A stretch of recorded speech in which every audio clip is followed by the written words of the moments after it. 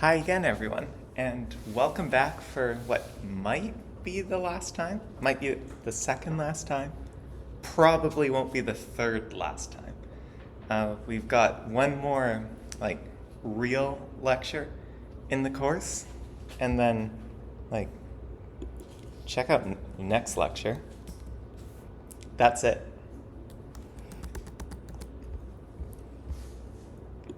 But this one has a lot of content in it, as well as a example that is pretty fun, but I'm willing to skip uh, if it would be worth it to shorten the class, like to get all that stuff into the last or into this lecture. I think before I get into any of that, though, I should fulfill my earlier promises of going over test suites for assignment 3. So hopefully the luxurious amount of time you got is starting to feel a bit more constricted, and you've made good progress on creating zones, and now it's time for me to test them.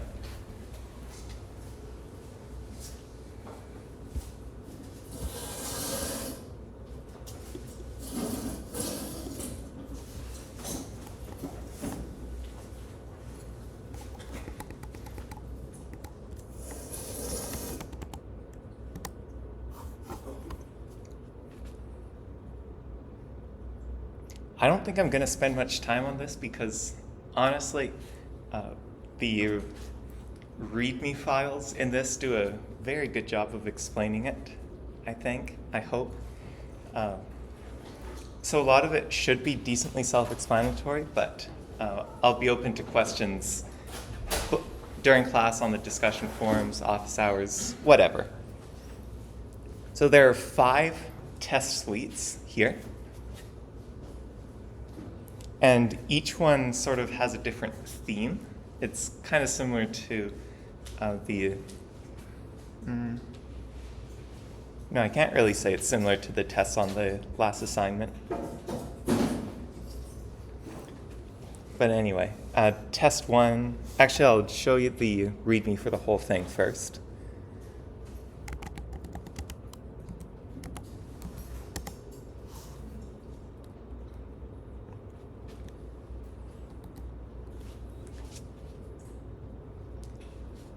So as the README says, each directory contains some code, a makefile, and a description of the tests. You're expected to copy your zone implementation into each of these, and you might want to use a helpful tool called symbolic links. Just Google it. Look up you could check out the man page, manln, as well. If you've ever used shortcuts on Windows and probably Linux, or aliases on Mac, that's what a symbolic link is. If you create a symbolic link from your main zone implementation into a bunch of copies in each of the test folders, you'll be able to make it so when you edit your zone implementation, those edits will carry over to all the copies because they're symbolically linked.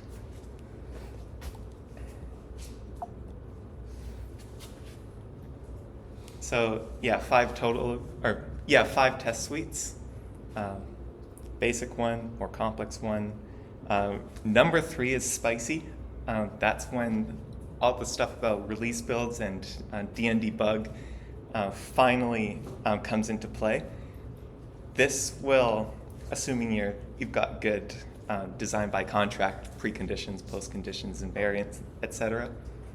Number 3 will do stuff that intentionally violates your assertions. So you need to ensure that when assertions, which are useful for the development process, are turned off, your program should not crash, but do its best to recover. So like if you have, a function that takes a pointer that shouldn't be null, during development it's useful to have an assertion that'll make a big deal out of it and crash your program and let you know that something's wrong. In a release build, actual users won't want that. Your program should just do its best to recover. And that's basically what number 3 is testing in a nutshell. And then 4 and 5 are more detailed use cases. Number 5 actually uses the game.c file that we saw last time when we were talking about coupling cohesion.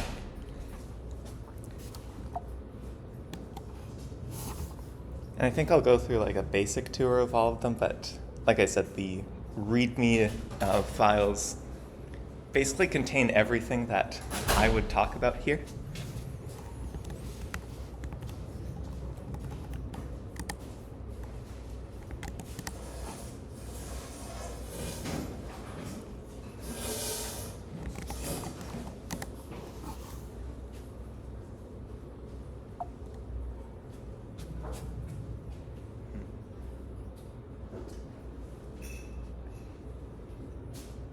So as you can see, the README describes what the test does and some other things like the expected output.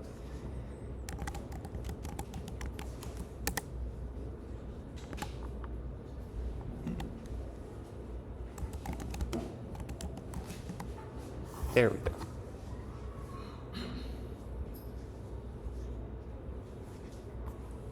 Kind of annoying how it seems you have to cat instead of use less in order to get the colors, but whatever. So these are some typical cases. Is there anything else I should show off here? Probably the Valgrind thing. You might remember Valgrind from the discussion of profilers. It does more stuff. It also can test for memory leaks.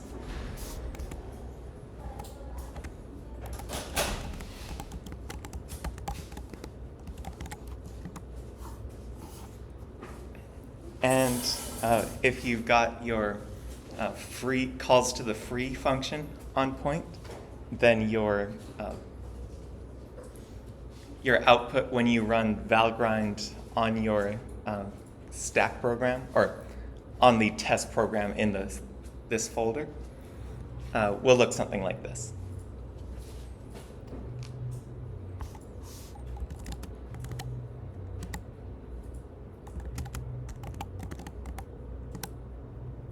Test 2 is just a bit meaner.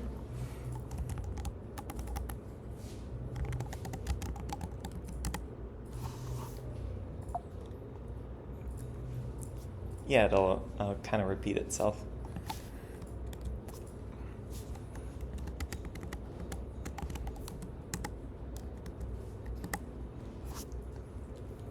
And of course, test 3 is where it gets weird.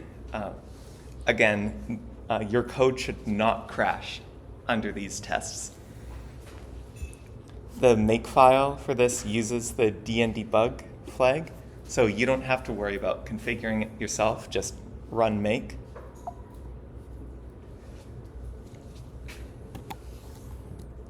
And that's basically it. I don't think there's anything worth saying about the other two other than they're realistic. Look at the README. So I'm going to post these soon after the lecture. And if anyone has any questions, just let me know. So question 3 helps us to debug our zone.c, right? Yeah, Make it better. pardon me? Make it better. Yeah. Yeah, the point of this question is to really thoroughly evaluate your zone implementation to ensure that it's bug-free. Also, in assignment, we are not allowed to change makefile, right? Good question. Don't change the makefile in any of these test folders, but you are allowed to change the makefile on the stuff that you write. In fact, you may need to if your code is, or if your files have different names than are in the makefile.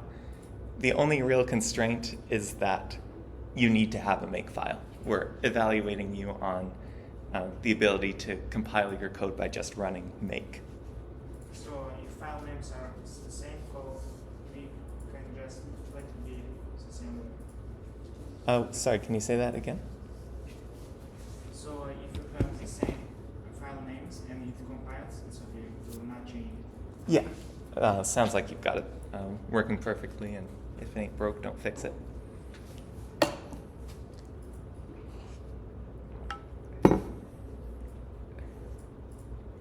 So let's get on with actually teaching stuff for the last time. Feels like just yesterday I was going in front of this stage and for the first time. So today we're going to wrap up our, oh, sorry, question? Would we sign like the deadline still Friday? Yes. And also make sure to hover over that part of the assignment that tells the due date if you haven't already. You'll have a bit more time than 4 p.m. So yeah, we're going to wrap up our discussion about space optimization.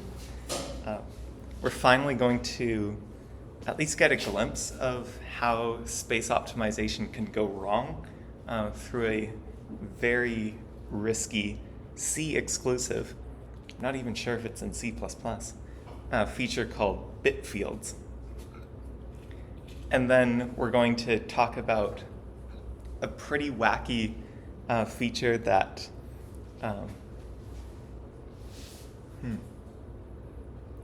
is definitely worth understanding because I think it comes up in some really unexpected places like JavaScript. Function pointers. You could basically treat functions as objects and like pass them around to functions and make variables of them and stuff. It's cool. So, bit fields. You can actually specify how many bits each field of a struct should take up in C with this bit of syntax. So unsigned char typically takes up 8 bits, just 1 byte. But in this example, it's configured so that each one of them only takes up 1 bit. All these unsigned char flags are essentially bool variables. Recall that bools don't really exist in C. So we're saving a bit of space by making it so each one takes up 1 bit instead of 8.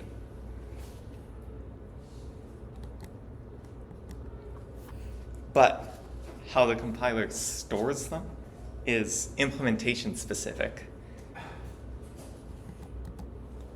It looks like you have a lot of control, but you don't actually. The compiler is way smarter than you, and you kind of have to play by its rules, and this is like trying to manage your own manager.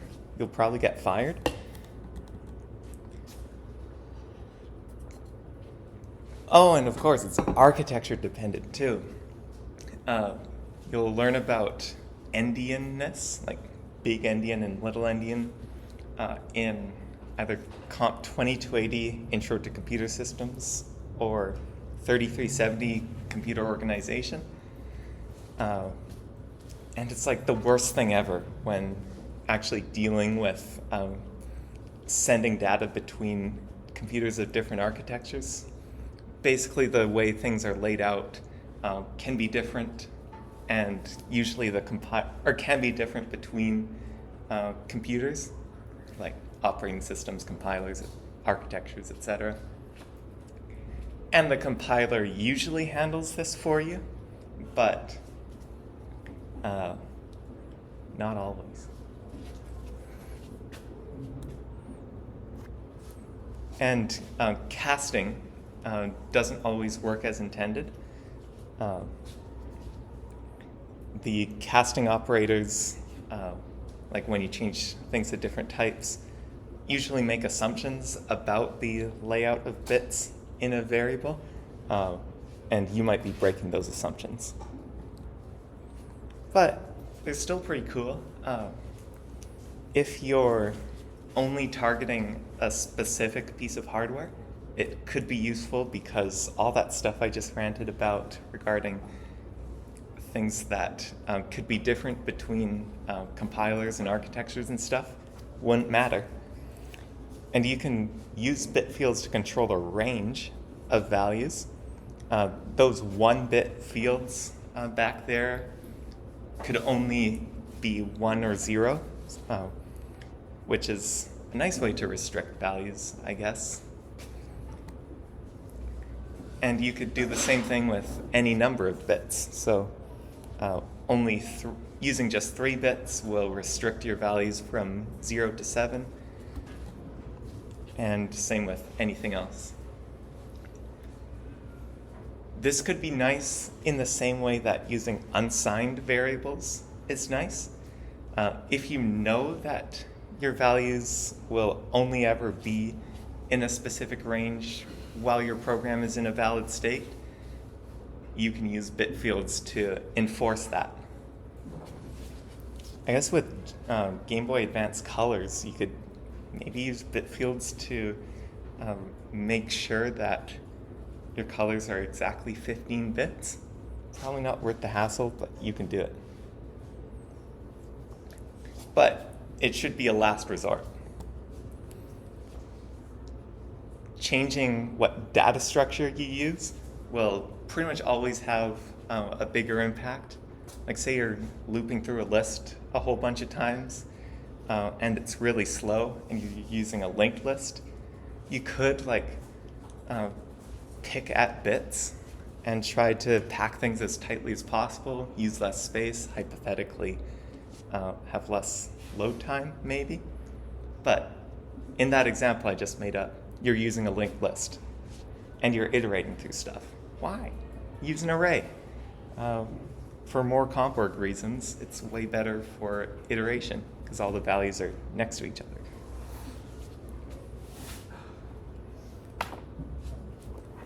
Of course, nothing in computer science is straightforwardly bad or good. You might be working on a platform with very strict memory requirements, and then you would do very well to use bit fields. But in typical cases, think about data structures first. I have an example of bit fields on Aviary.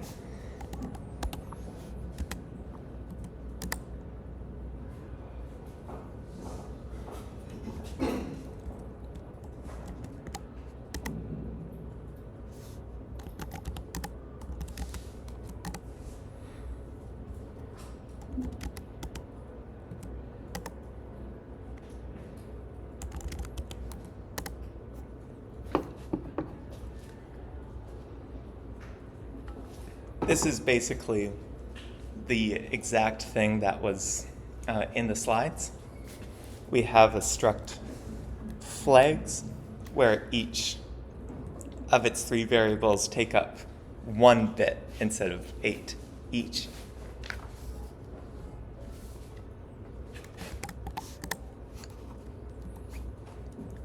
And we're going to play with this a little bit. It'll actually run quite well, but you'll have to trust me that nothing that I'm going to do in this example is guaranteed to work all the time. All this stuff is not guaranteed by the C standard.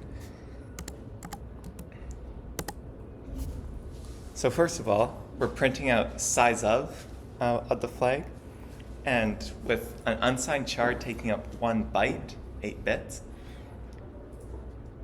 without bit fields, you'd expect it to take up 3 bytes, but it just takes up 1.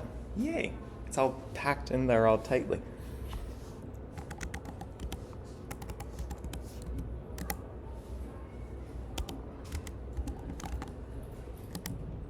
So now I'm going into debugger. The goal is to eventually check out what the memory at the bit field actually looks like. And of course, it's a nice reminder of how to debug, because you might run into a situation where you actually have to debug on Aviary, and then at that point you'll need to know LLDB. But in all other cases, you don't need to know LLDB specifically, but you should know about debugging principles in general. So anyway, I added a breakpoint on the main function, which basically means that once I start running it, it'll stop immediately, and I'll be able to check stuff out.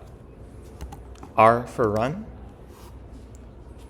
And we skipped to line 13 because that's the first really executable line in the program.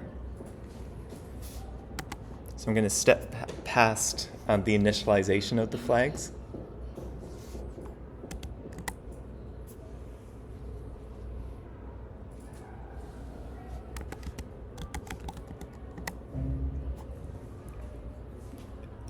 And LLDB lets you look at bit fields as if they were like stored in memory the regular way. Looks like a struct.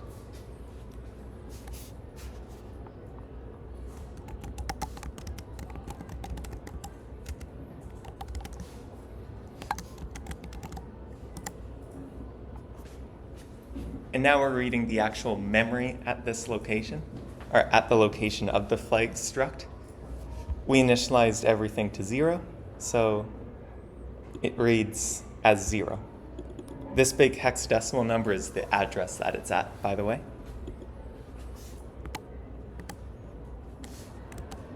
Keep saying O because I'm thinking step over. But anyway, we're going to step through setting of the flags and then check out the memory again. So we set is high and exact both to 1.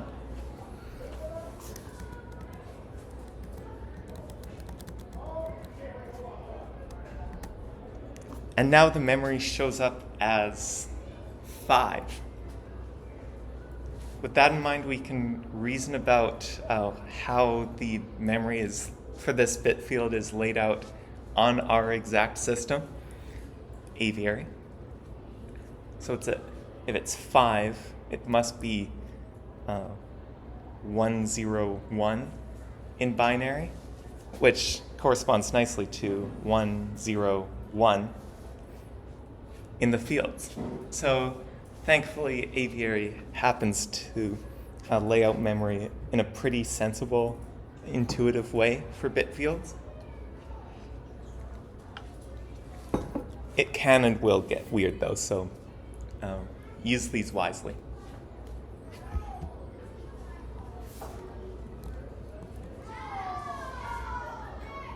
Then now pretty much the last thing in the course is function pointers.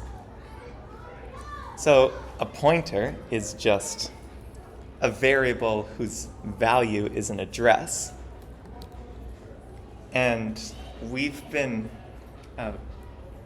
pointing to addresses that contain data, but your code is also in memory. Each function has an address, so you can point to that. And then once you have a pointer that points to something, points to a function, you can invoke the pointer.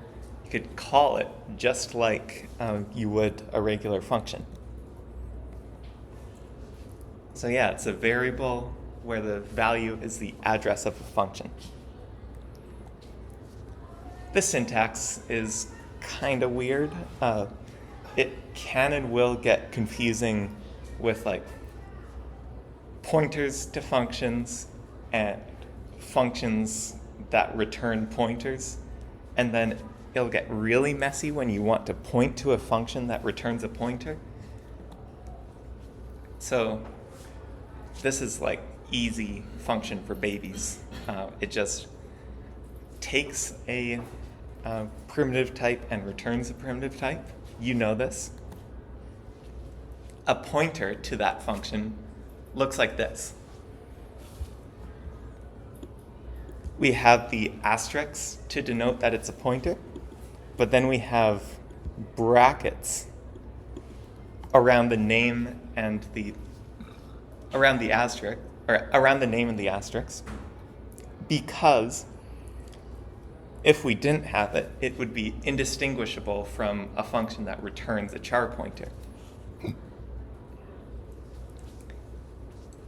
And now back to familiar territory. We have a function that takes a pointer to char and returns a pointer to char. Looks like that. Asterisk to denote that the return type is a pointer.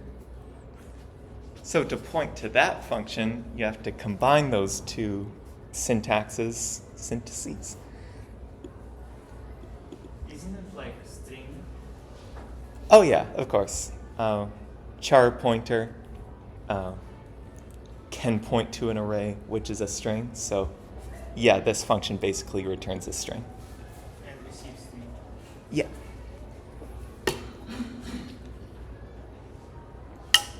If you're doing stuff like that, remember to be cautious about returning stack memory, freeing heap memory, stuff like that. The point here is to show off the wacky syntax. So if we do like usual, but its prototype will be a pointer function. Can you say that again? Sorry. If we don't change the function, but its prototype will be a pointer function. Yeah, are you talking about this example? Yes. Yeah, so this is a pointer to a function that returns a char. There are no pointers involved in the function itself, but you're pointing to that function. Obviously, it's too late for me to evaluate you guys knowing this on an assignment, but it might show up on the final, in which case I will not make you remember these syntactical rules. That would be really mean, but you should still understand what it means to point to a function and how to use function pointers. Anyway, to initialize a function pointer, you assign the name of the function to the pointer. Kind of treat the function like it's a variable, which is the whole point of function pointers. These variables are very appropriately named because pointers are fun. Note that you have to do that without parentheses. If we did pointer fun equals func1 and then like open bracket, close bracket, that would just call the function and set pointer fun to whatever func1 returns. Omitting the parentheses is how you differentiate between calling a function and taking its return value and working with the function itself. The values of these pointers are populated at the linking stage. You don't have to and shouldn't ever worry about where your functions are actually stored in memory. While the compiler is doing stuff like connecting the function declarations in your .h file to the definitions in your .c file, it'll also make sure function pointers work. And then to invoke it, thankfully that's easy.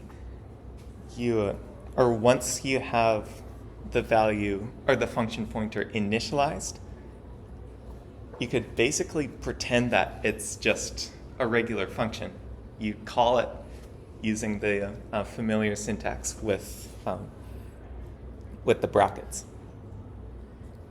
Not going to do this yet. I want to show off an example of using function pointers.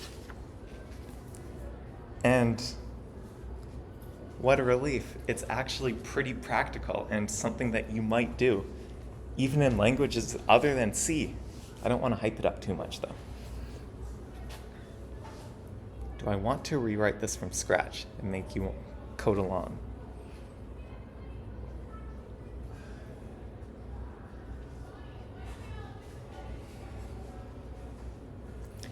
Yes, I do.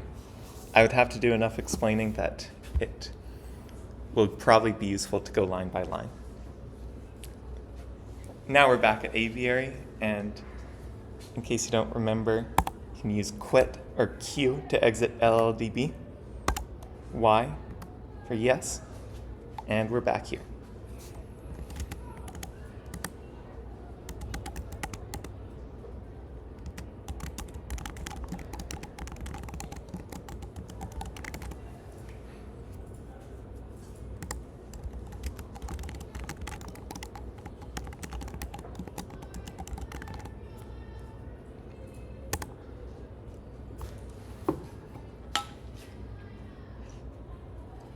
So we're going to do a very common task. It's like the quintessential computer science task. We're going to sort some numbers. Wow! But we're not chumps, and we're not going to implement our own sorting algorithm. People way smarter than us have implemented those in the standard library a long time ago. So we're just going to use C's standard sorting function, qsort.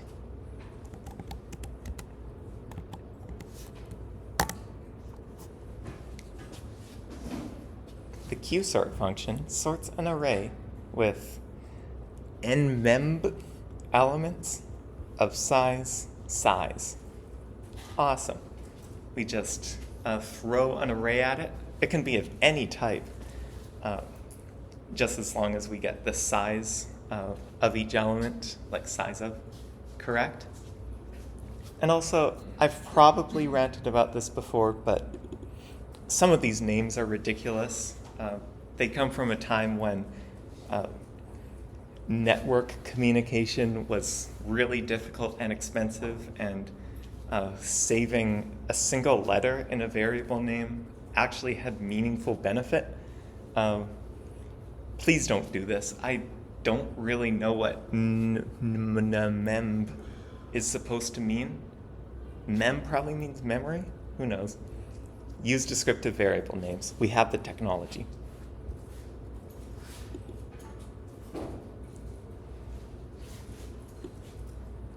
Anyway, qsort takes a void pointer base. That is actually the array that you want to sort. It's using void pointers in order to be generalized to any type that you pass into it. And since the qsort function doesn't know what type your array is, you will have to tell it how big or how many bytes each element of the array takes up. Because like everything's numbers, blah, blah, blah. It can't tell the difference between 4 unsigned chars and 1 int, if I'm getting the math right. You'll have to tell it how big everything is so it knows when one element ends and another begins. Similarly, you'll have to tell it the size of the array so it knows when the array stops. And then we have compare. Yeah, they didn't have the budget for E back then. That's a function pointer. I think this is actually pretty cool design on this standard libraries part. Or they could have made separate sorts and separate comparison algorithms for different types. So like maybe sort ints that actually does greater than or equal than, or greater than or less than comparisons. Then sort char that does something like alphabetical order. Or, I don't know, you could, if you really want to, you could sort by the number of digits in a number or something.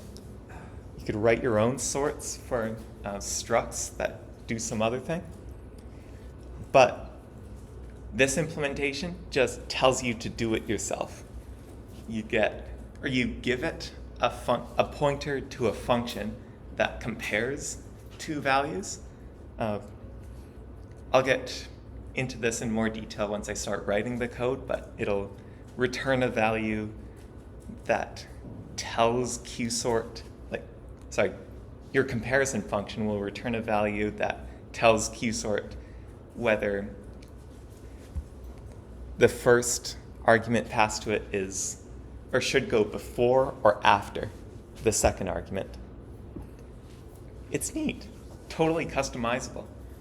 And we're going to write a simple comparison function and pass it to QSort and watch it do its thing.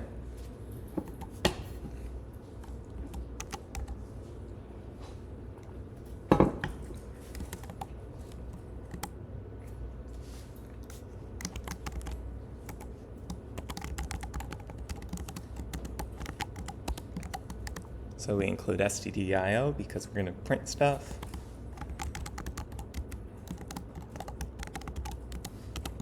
And stdlib to get to that cool standard library stuff.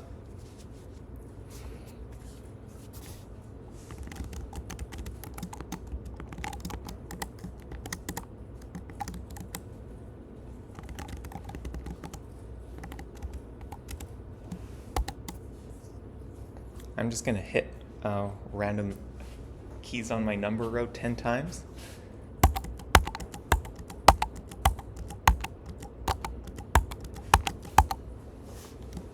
Cool. 1, 2, 3, 4, 6, 7, 8, 9, 10.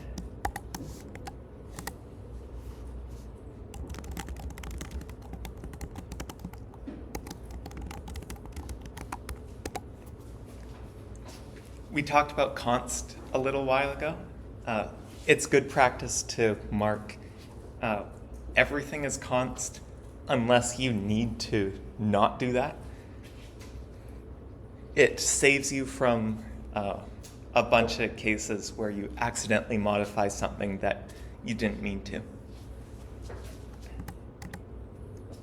And actually, this is such good practice that some more modern languages do this by default. If you just declare a variable in Rust, for instance, it's assumed constant by default, and you have to specify it as mutable if you want to change it. Eliminates entire classes of bugs, blazing fast, etc. Rust is cool.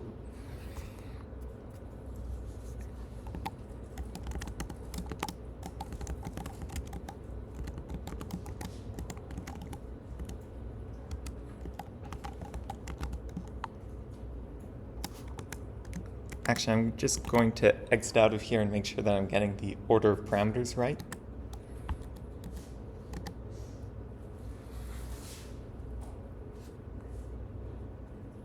Okay, it's array, number of elements, size of a type. Cool.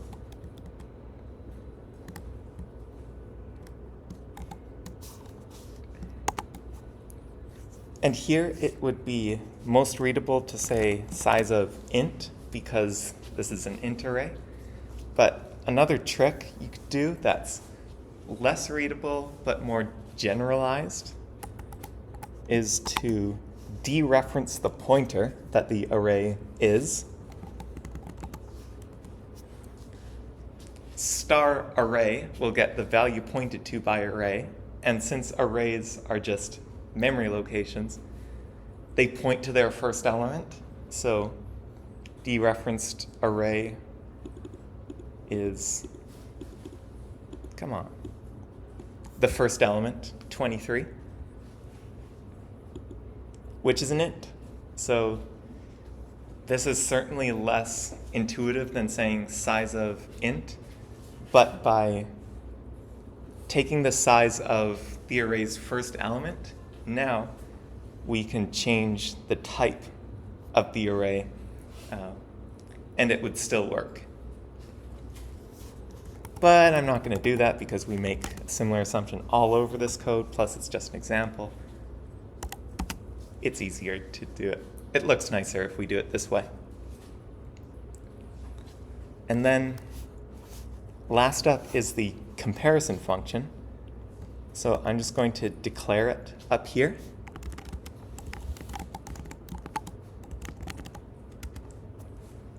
Qsort expects a specific type of function pointer, so you need to adhere to the return type and parameter types that it wants you to have. So even though we know we're specifically working with ints, we still need to use constant void pointers.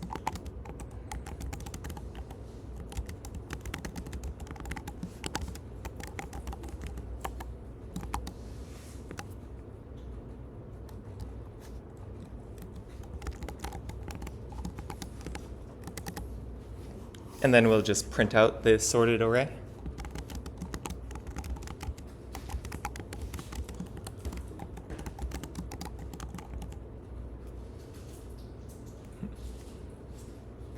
Actually, this should be uppercase.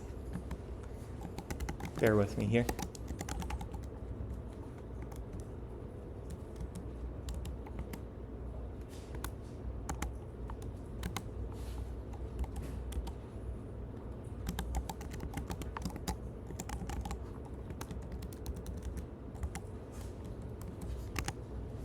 Ugh. Vim is so annoying sometimes. It seems to act differently if you have caps lock on. Kind of messed up.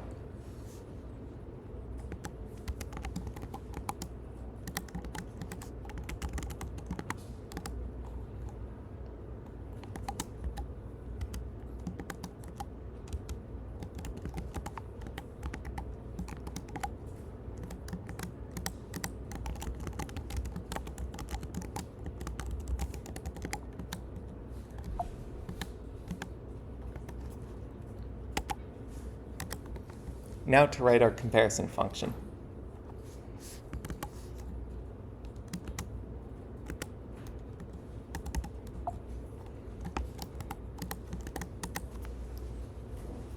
Of course, this isn't a lecture on comparison functions. The thing I want to point out is that we're passing a function to another function and it totally works. But it's still worth explaining what exactly it's doing. So first of all, it needs to cast the things pointed to it into the type that it actually wants to work with, const int.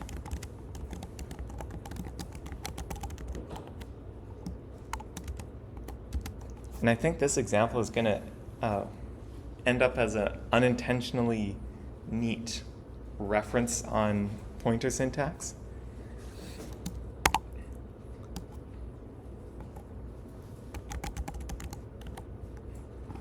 So starting with just element 1, we want to cast it eventually to an int, but directly casting it won't work. We want to first cast the pointer into a const int pointer, and then dereference the whole thing.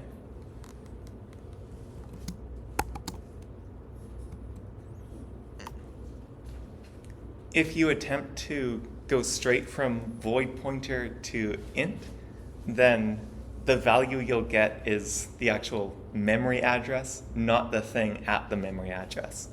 So like 23 might be stored at address 0xF37A5, whatever. If you cast that to an int, you'll get that address. So we cast it to an int pointer and take the value at that address.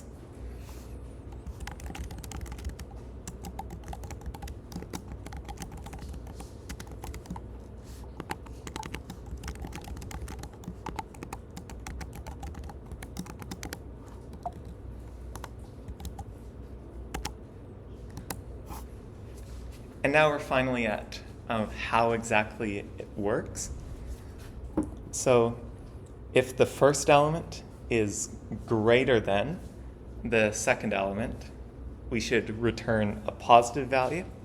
If it's less than, we should return a negative value. And if they're equal, we should return 0.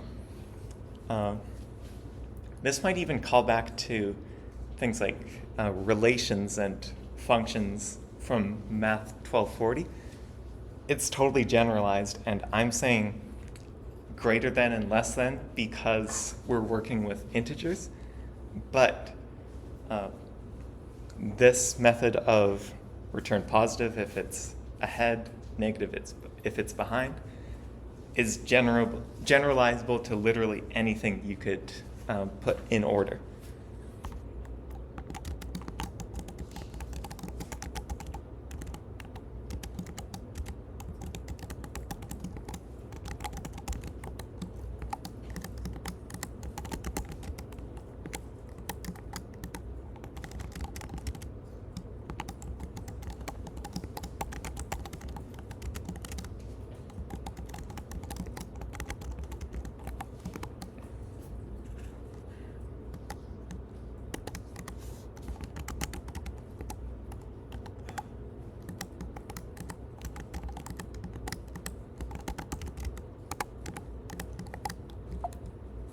Cool. We could do this. Oh, yeah? So I have a question about the use of fonts. Is that for like the programmer messing up, or is that like the language, like low-level memory stuff, Ooh. changing and things like that? Excellent question. It's much more so for the programmer.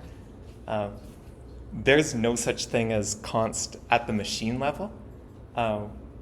Like memory is memory and you could change it whenever. What const actually does is make the compiler pay attention to if and when that value is modified and raise a compiler error if you try to modify it. Will we only referencing the pointer violate and why use cons? Like here?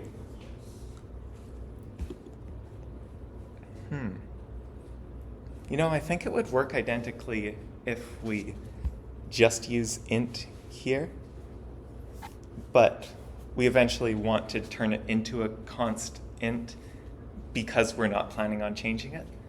So using const int as our pointer type as well helps guarantee that we won't get a compiler warning about a weird cast. Actually, I'm going to remove the const and see if it actually complains.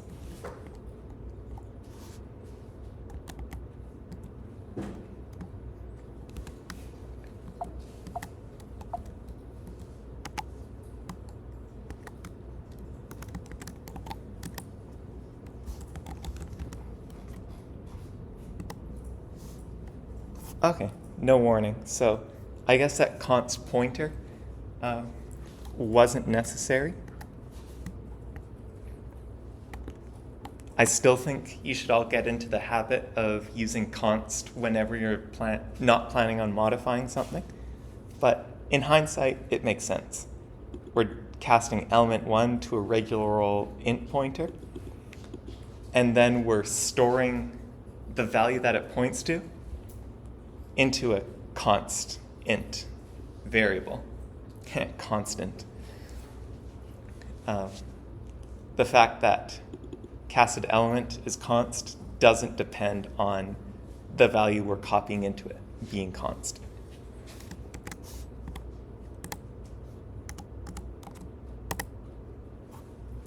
Sorted numbers.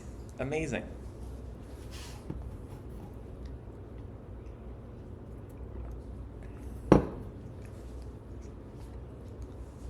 Oh yeah?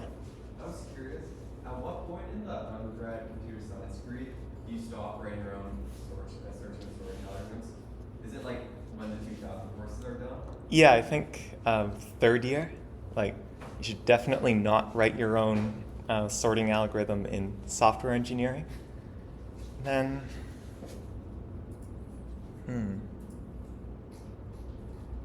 for third-year courses like operating systems and distributed computing, you might be able to, or you might be asked to write your own data structures that are specifically tailored to the concepts you're talking about, like a distributed hash table in distributed computing you'd have to do from scratch. And you might be doing some weird data structures at the kernel level in operating systems.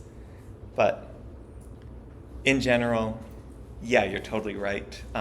Once you're done with second-year courses, you're assumed to know how all these standardized algorithms and data structures work, and you won't be asked to recreate them unless you're doing so in some novel, new way.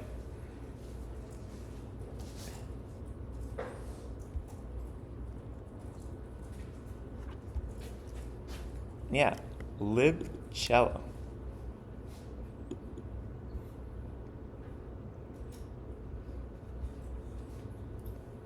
Super weird.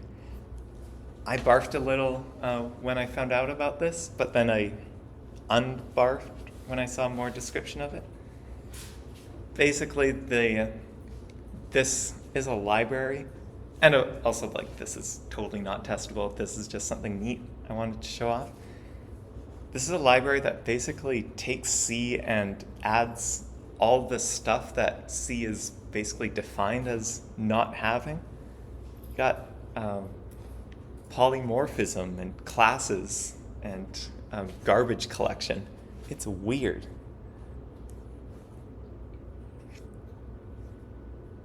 So like I said, I got kind of mad when I found out about this, but it admits that it's just for fun. You should just use C++ if you want to have the performance of C with a bunch of extra features. But it's still pretty interesting that none of the things that it advertises are actually like things that need to be implemented at the language level. C has plenty of limitations, but it's still possible to implement polymorphism, interfaces, constructors and destructors in the language if you try hard enough.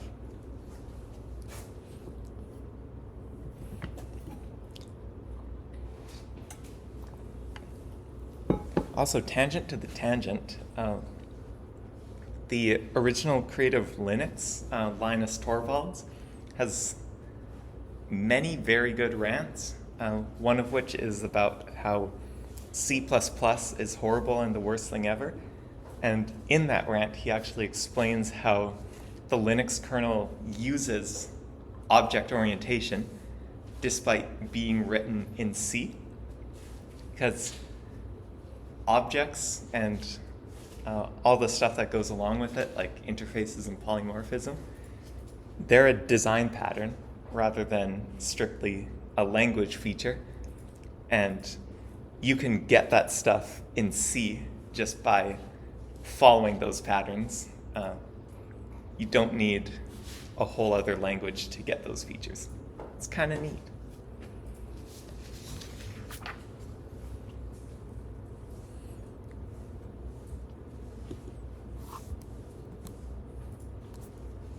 Ooh, so I'm gonna have to do some real thinking right now.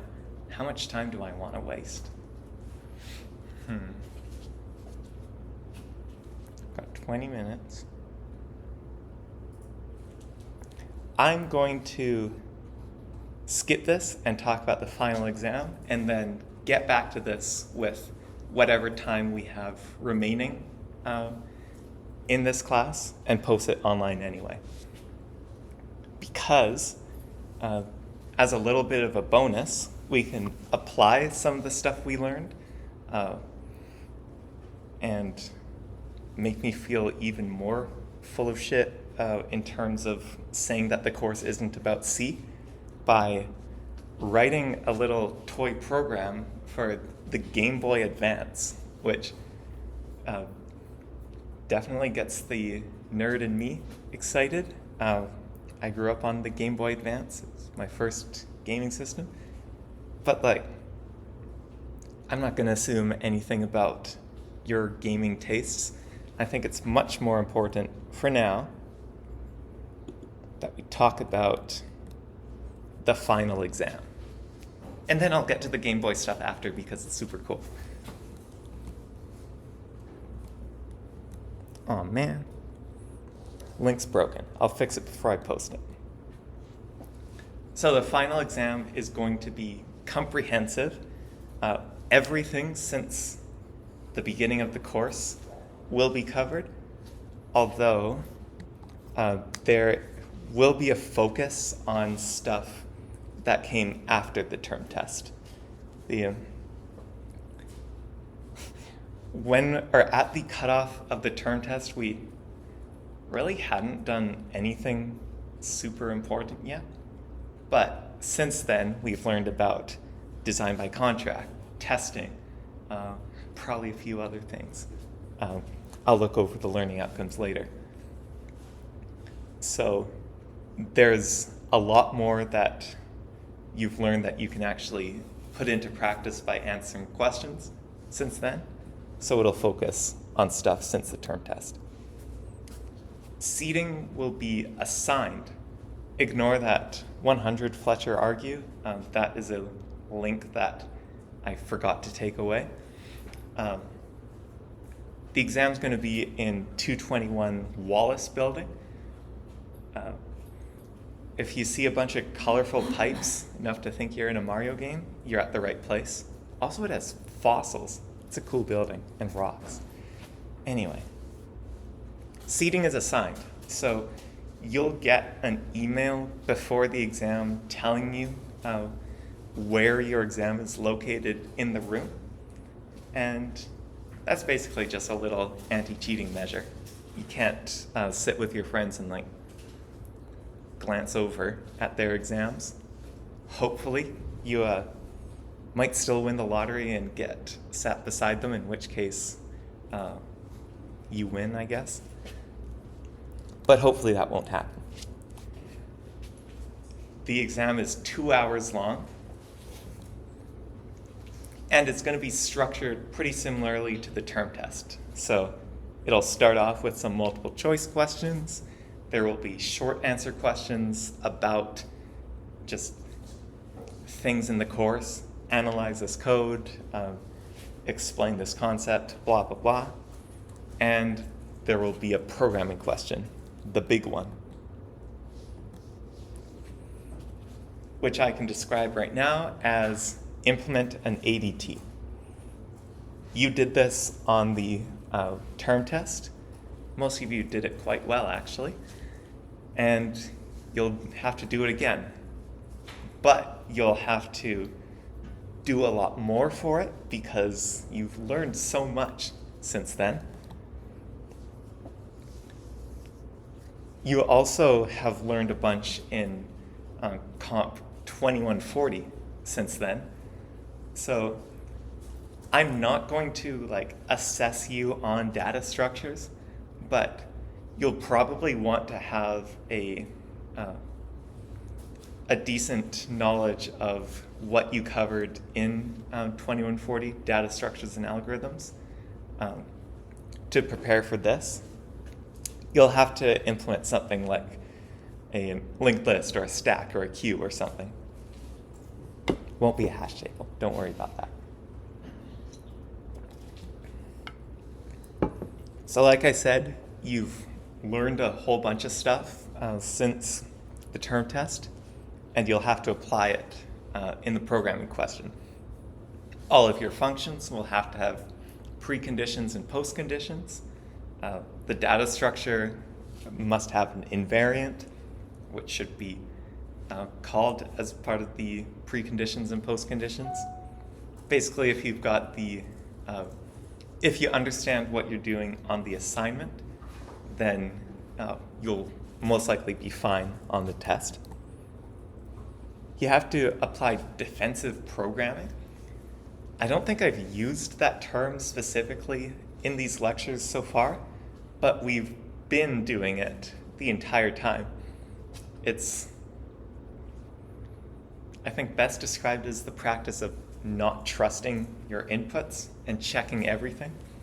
Things like checking array indices to make sure they're in bounds, marking everything as const unless you know you have to change it. Just programming in a way that thinks ahead and hopefully reduces bugs. And also you'll have to write test cases, not necessarily code. You won't, maybe won't, I haven't actually made the test yet. You probably won't have to write a test harness or like write calls to test functions, but you'll have to write test cases, so input and expected output. So remember what a typical case is, what an edge case is, stuff like that. You'll have to try to test the implementation that you make on the test. So I hope it was helpful last time, like at the term test, that I telegraphed what learning outcomes each question covers. I'm going to do it again. But I haven't started, and I am a real big procrastinator, so I'm probably going to do it really late, and I want you guys to study more than that. Be better than me. So I might have given this advice earlier, but you should totally check out the course syllabus again. Scroll down to the schedule and look over all the learning outcomes that are covered. And for each one, think about it a bit and think about whether or not each learning outcome is actually testable. Like, recognize potentially risky programming techniques and how they differ in different high-level programming languages. That's super testable. Testable as heck. The final won't have as much emphasis on here's some code, explain why it's bad. But there will probably be a question or two like that. You should take a look at that and, well, after that, you're on your own. Maybe look over the lecture notes, maybe even try looking through code you've written in other courses and see how that code might be unsafe or how the language makes it safe. I'm getting on a tangent. What I meant to say is that this learning outcome is super testable, but in contrast, find out how to run commands with the manual pages. How would I test you on that? Like, question, how would you find out how to use qsort? Answer, man qsort? That would be dumb. You know how to type man on your keyboard. That's not testable, so it's not worth studying. So the whole moral to this whole rant is that you should look through these and try to tell which ones are actually conducive to answering questions on a piece of paper and which ones are just doing things on your computer. And use that to try to focus your studying. Please don't wait until I post the exact learning outcomes. I'm going to do it very late, and if you start studying then, you'll be screwed. Oh yeah, you totally won't be asked about make files. Pardon me? You won't ask. Actually, I don't want to make any promises about that. You most likely won't be asked to do something like write a makefile, but there might still be questions about build systems Like, I can't think of an example, and the fact that I can't think of an example probably means that I won't be able to think of a question. But I just don't want to say something and have the opposite be true on the test. There could be questions about makefiles. What about LLDB? I definitely won't quiz you on specific commands. That I feel much more confident in saying, especially since the LLDB cheat sheet exists. But you should still know about debuggers. There might be, say, short answer questions on general strategy, such as setting breakpoints and reading values of variables. But yeah, I would fail the test question of how do you step over something, because I would put O instead of N, and that wouldn't be very good assessment. Oh, I totally forgot about modular design. I'm going to grill you guys on coupling and cohesion.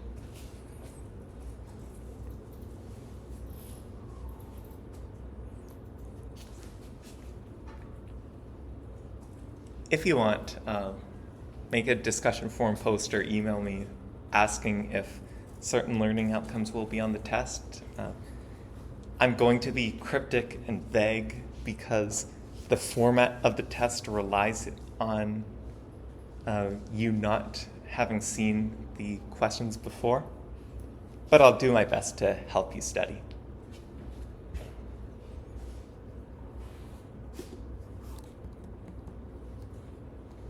Oh yeah, assignment questions. Since we're ending the course so comparatively early, this slide isn't as useful as it would be if I presented at the end of the week, but I'm going to do the usual 30 seconds or so of awkward silence. If you think of any questions during that time, let me know. So, any questions about the assignment? So, question 3 has tests, right? Mm-hmm. 5 tests. Yeah. And in question 2 we have to implement our own test. Yeah. And what if we just combine the 5 tests and put it in question 2? Question 2 totally should have a caveat. Your own original tests. I don't think we could get you in trouble for academic dishonesty if you just copy what we give to you, but it should be original. I would recommend finishing question 2 before you even look at question 3, because, yeah, they should be your own test cases. Yeah, but if we do question 2 and do question 3 and we see that our question 2 sucks, we have to do something. Oh yeah, you can certainly take inspiration from question 3, like if it's testing some aspect of your program that that you totally forgot about in question 2, you could adapt it to your own. Just don't copy and paste stuff. The markers will very easily be able to tell. Anything else?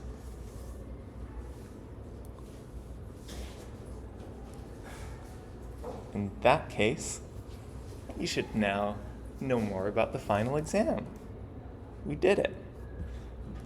So, for the last 5 minutes, watch me make a GBA program.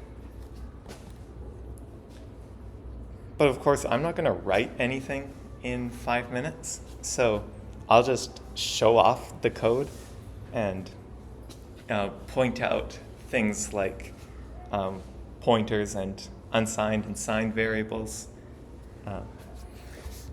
So, do I have this on Aviary? No, it's something much more insidious.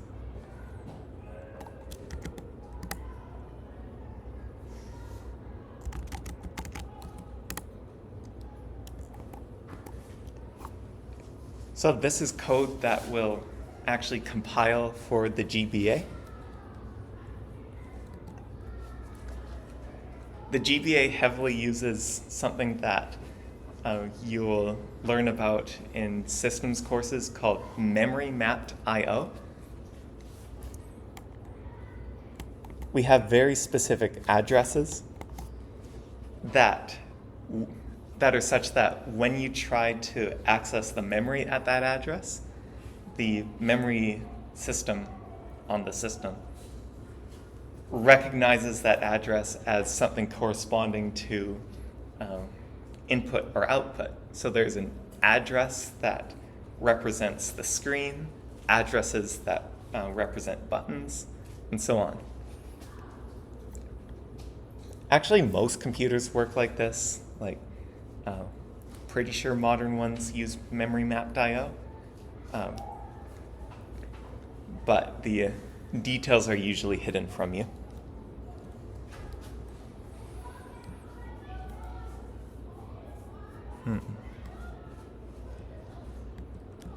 This is sort of simplified bit masking. I/O RAM works sort of like the registers that I showed off from the real-time systems course. So setting 3 to this variable sets the video mode. There are a few different video modes for different types of graphics. And this one sets specific bits to do BG2. I think that's background, but to be honest, I don't know what this line specifically does. And then we actually write directly to video RAM.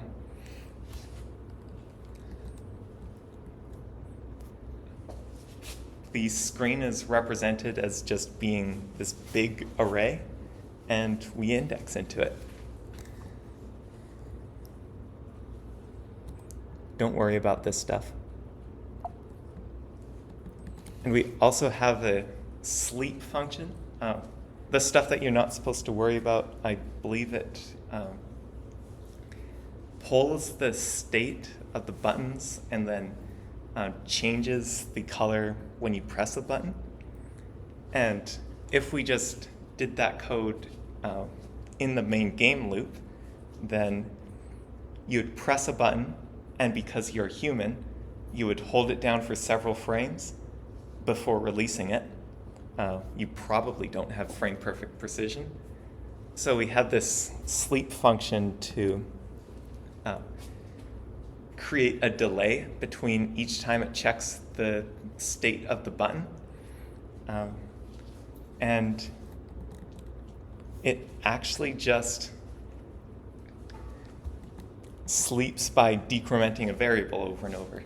This would not fly on a modern operating system because your code is sharing time with everything else, and you can't make any guarantees about what's happening or when everything happens. But on the GBA, I don't know, there's nothing else running. There's not even an operating system. You can reason about how long, like how many cycles it takes to do certain operations, and you would know exactly how long it takes to decrement I to 0. So I think it takes amount 100 times that many cycles, assuming decrement is 1 cycle, which is probably a bad assumption. Whatevs. Oh hey, it's 1:45. I think I'm just going to run the ROM that gets created from this code, and then the course is over.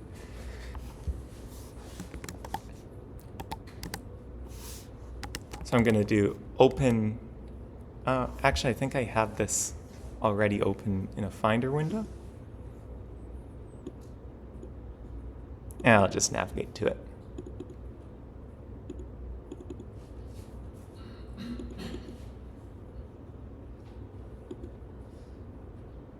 Oh, and there's a makefile that uses a C compiler for the Game Boy Advance, which is not in any way endorsed by Nintendo. GBA developers back in the day actually used assembly to write their games, And this is just an unofficial project by someone who thought it was cool.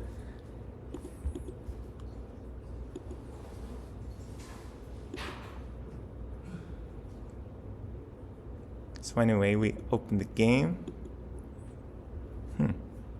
And it should show off a bunch of, or a triplet of red pixels.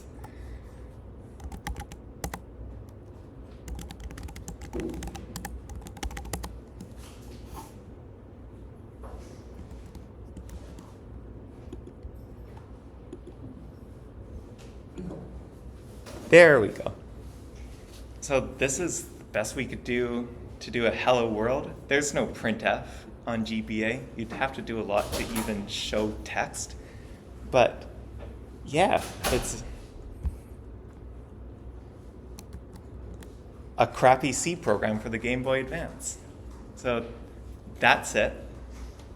I don't feel like coming to campus, so I'm not going to do office hours unless someone specifically requests an appointment. If you want to do that, email me. But other than that, you now have a lot more free time to work on the assignment. And if you have any questions about that or the final, let me know. See y'all at the exam.